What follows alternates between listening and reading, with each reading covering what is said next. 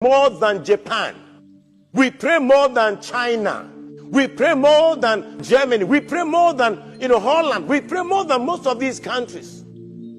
How come our problems are still the same? So we sometimes substitute laziness to prayers. Aka majana ne mianyaba adama dunama kafio sanak bedeni adan madunama kafio sanak bedeni afo nyama gomere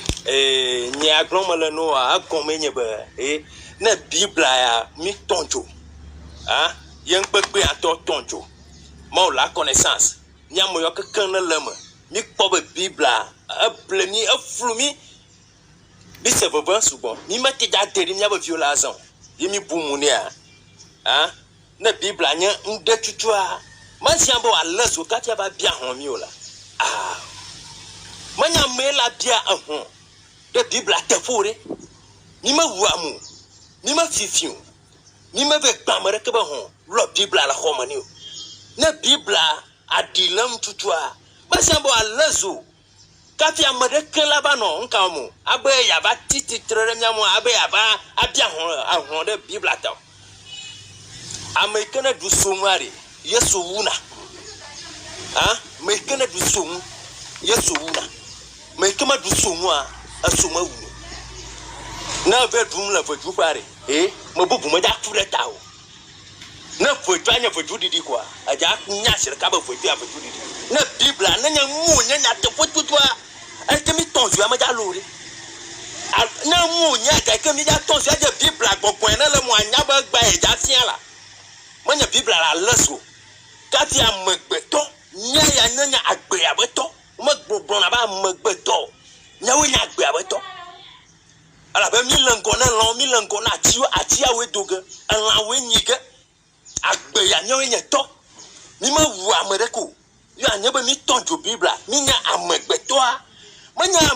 nya hadi amegbeto la titre mi amure biblia mi tonjo yare biblia anto la onka ye la titre mi amure eta magrona mi ba dama duna makati sana gbedeni da tabi adu ko ka sagbedi shirka ala ba manya adi kana la mani na dajo ba dro ba sagbedi ajo kwari ade agbe samadi mari ye na dajo hala bi sagbedi agbe sajabunu ala ba la se vanta agbe sabubu gano tare ajo jina ba mi va mi ma tonjo biblia kwa mare ke be biblia ye me chachi de ke be khulu biblia la kwa mare ke be homo o je gbagbo von wu fiare manya apo awu po de ka po veyo togbi dia da sede na wa tobe le trojima ye le va chechima pastor ba tonso ambe vejua me de ke matina titremo kake mi ponya be biblia adomi ye manyo atoba nya de kako amai ku se goma onya ba nya te fa jimila tanya ke na la sinye e magaglon ka fi togbe la fu onya tare na no susuma na amade shade beri e ma na jo asran mo yo na chitrechi na mnya chiegba na ni le africa nyi gbaji